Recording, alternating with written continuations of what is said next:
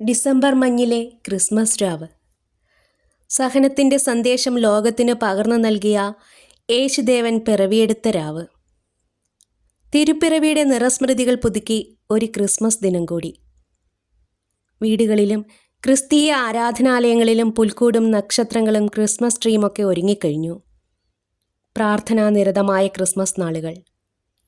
ഈ സുന്ദരവേളയിൽ സുഹൃത്തുക്കളോടും ബന്ധുക്കളോടും പങ്കുവയ്ക്കാൻ ഒരു പിടി ആശംസകളും ഉണ്ടാവും. ആശംസാ കാർഡുകൾ പോസ്റ്റൽ വഴി അയച്ചിരുന്ന ഒരു നല്ല കാലമുണ്ടായിരുന്നു. എന്നാൽ ഇന്ന് ഫോണും ഇമെയിലും ഈ കാർഡും മറ്റും സാധ്യമായതോടെ പോസ്റ്റ് വഴി അയക്കുന്ന കാർഡുകളുടെ എണ്ണം ഗണ്യമായി കുറഞ്ഞു.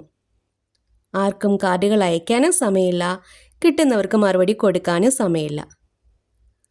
1843 സർ ഹെൻറി കോൾ എന്ന ഇംഗ്ലീഷുകാരൻ ഇംഗ്ലണ്ടിലാണ് ആദ്യമായി ക്രിസ്മസ് കാർഡുകൾ വിൽപ്പനയ്ക്കായി അവതരിപ്പിച്ചത്.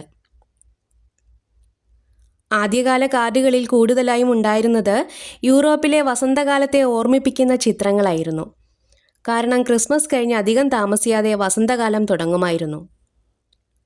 പിന്നീട് കവറുകളിലിട്ട് അയക്കുന്ന കാർഡുകൾ ഇറങ്ങി. ഓരോ വർഷം കഴിയുന്തോറും കാർഡുകളുടെ രൂപവും ഭാവവും മാറി. ഇൻ്റർനെറ്റിലൂടെ ഇലക്ട്രോണിക് കാർഡുകൾ അയക്കുന്ന കാലഘട്ടമാണിന്ന്. എങ്കിലും ആശംസാ കാർഡുകൾ പോസ്റ്റ് വഴി അയക്കുന്നവരുമുണ്ട്. പോസ്റ്റൽ വഴി വരുന്ന ആശംസാ കാർഡ് തുറക്കുമ്പോൾ കിട്ടുന്ന സന്തോഷമുണ്ടല്ലോ, അതൊന്നു വേറെ തന്നെ. ക്രിസ്തു തരുന്ന ശാന്തിയും സമാധാനവും എല്ലാവർക്കും നേരുക എന്നതിനാണല്ലോ ക്രിസ്മസ് കാർഡുകൾ. യേശുദേവൻ്റെ തിരുപ്പിറവി ആഘോഷിക്കുന്ന എല്ലാവർക്കും എൻ്റെ ഹൃദയം നിറഞ്ഞ ക്രിസ്മസ് ആശംസകൾ.